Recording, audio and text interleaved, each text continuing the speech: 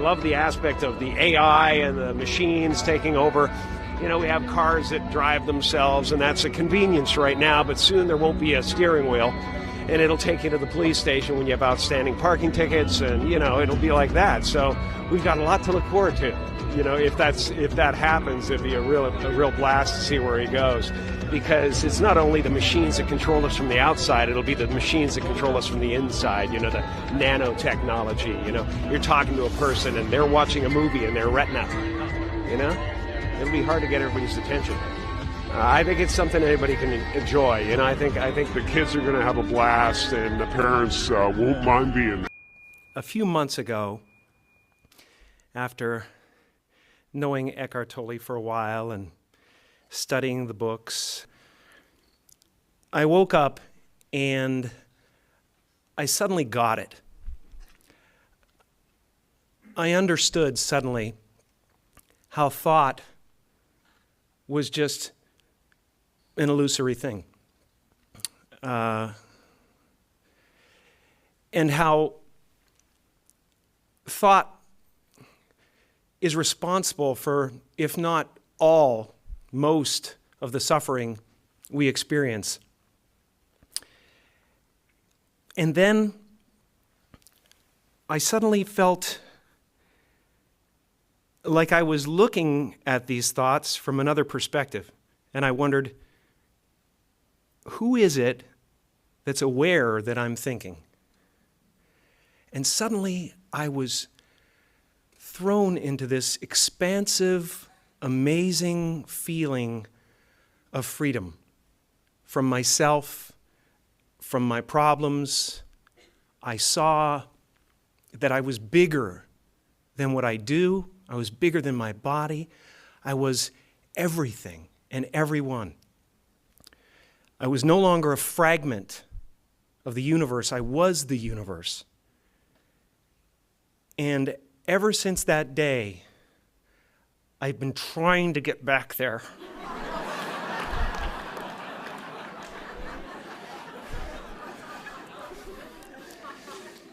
It comes and it goes. It's like riding a wave. Sometimes I'm on, sometimes I'm off. But at least I know where I want to go. And that I want to take as many people with me as I possibly can, because the feeling is amazing. I'm telling you, kids, don't come to Hollywood. I'm serious. Your camera's there.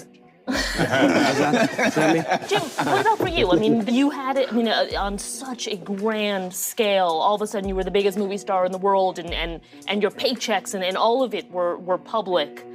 And I imagine getting out of a car, it was being swarmed with And 90% 90% myth as well. So that's a tough thing to deal with. What does that feel like? People What does it create your life. Yeah? They take elements that are true and they put it in an article so the article looks legit, and yet there's so much of the article that isn't true.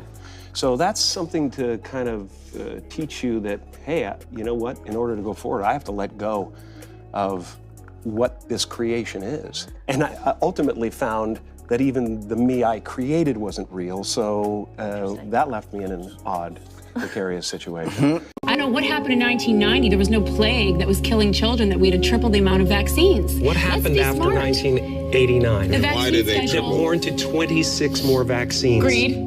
Are all of them absolutely necessary? Because they want to make money. Of course. It's twice as many as anywhere else in 30 countries in the Western world. But we give twice as many shots as any of those countries. Why is that? Well, what are you against? Don't vaccinate for this, but vaccinate for that? Yes. I don't think we can afford to assume that the people who are charged with our public health have our best interests at heart all the time. Why would a doctor not want to know more about something that could save a life or prevent a disease? I don't understand. The AAP is financed by the drug companies. Medical schools are financed by the drug companies. This is a huge business, $13 billion. They control medical schools. What we're asking is for them to take a loss for the good of our children. That's a tough sell in a boardroom. No way. That's great.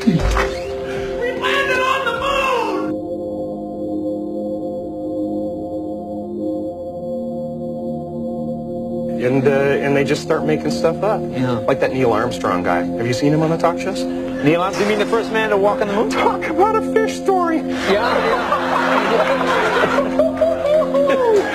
Man, and they're buying it. And they're buying it.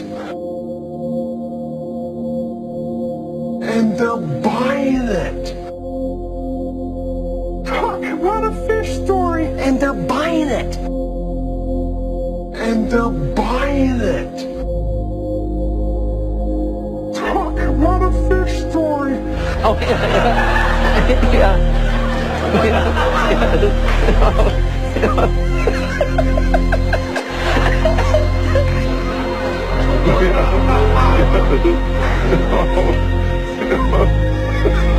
And they're buying it.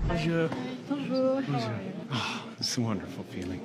I really took on a pretty big challenge trying to do my speech in French. So, I wrote it and I researched it and I practiced it like crazy. But, it's, then I watched everybody like talking 1,000 miles an hour up there, receiving their awards. And I was like, I'm dead.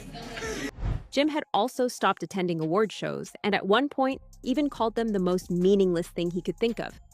In the streets, you need a date to the party? What's up? No. I'm doing just fine. I just, there's no meaning to any of this. So I wanted to find the most meaningless thing that I could come to and join, and here I am. They're celebrating. You got to admit it's completely meaningless. Well, they say they're celebrating icons inside. Celebrating Do you believe icons, in boy, that is just the absolute lowest aiming, possibility that we could come up with. It's like icons. Do you believe in icons? I don't believe in personalities. I don't believe that you exist, but there is a wonderful fragrance in the air. You don't believe certain icons have the power to make change, to think differently, to be bold, to inspire others? Artistry, you're one of them. On the good foot. Ha! Yeah. You shut it down now. Yeah, no, I don't believe in icons. I don't believe in personalities. I believe that peace lies beyond personality, beyond invention and disguise, beyond the red S that you wear on your chest that makes bullets bounce off. I believe that it's deeper than that. I believe we're a field of energy dancing for itself. And I don't care. But Jim, you got really dressed up for the occasion. You look good. No, I didn't that an get dressed accident? up. I didn't get dressed up. Who did? There is no me. There's no you. No. We're not here. This is a dream.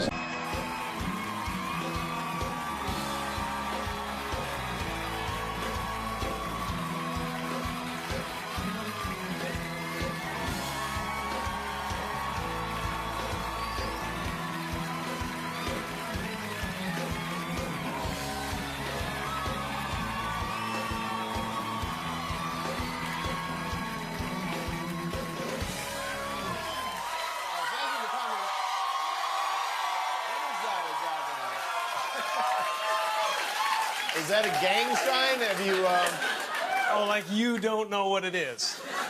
You don't know what that is. I have no idea. You don't know. Jimmy Fallon doesn't know. David Letterman doesn't know. We don't know. All the comics and show business don't know what this is. Right? Yeah. What is it? Come on, Jimmy. Seriously, the time is up. People are hip to this kind of stuff. I'm here tonight to blow the lid off it, to be the whistleblower. I'm sick and tired of the secrets and the lies. It is the secret symbol of the Illuminati, and you're a part of it, and it is the all-mocking tongue. Oh, I like it. It is a scraping. It's the symbol of the all-mocking tongue. And I'm sick of it. I want everybody to be in on the joke, man. You know what I mean? Like, for years now, talk show hosts, people on television, people in sitcoms have been hired by the government to throw you off the track, to distract you, to make you laugh and stuff like that, make you happy and docile so you don't know what's really going on. You know? And they get out there in the woods in a circle naked and they decide these things. And, you know, look at them trying to... As an actor, you play characters, and then if you go deep enough into those characters, you realize that your own character is pretty thin to begin with. You know? And then you suddenly have this separation and go, well, who's Jim Carrey? Oh, he doesn't exist, actually. There's just a relative manifestation of consciousness, and then somebody gave him a bunch of ideas. They gave him a name and a religion and a nationality, and he clustered those together into something that's supposed to be a personality. This is my spot. This is the center of the universe. It's where I hang out with Buddha and Krishna and, you know, all those guys. Are you a Jesus. Buddhist? I'm a Buddhist, I'm a Muslim, I'm a Christian, I'm whatever you want me to be. You know, it all comes down to the same thing. You're in a loving place or you're in an unloving place. Ego tries to convince us we need to get something, this immortality, that we already possess. Ego is the voice in your head that says you're not as good as that other person. Maybe you need to do something else to make yourself better, to add to yourself. You know, and that's what it constantly is doing. It's trying to keep you from being you and me right now, loving this and loving this life. Once you realize you're complete, then this life and everything in it becomes a play of form. You know, everyone is looking for God, and everyone is God. And that everyone is it. It's just now, what do you want to do? And once you realize that, then there's nothing you need.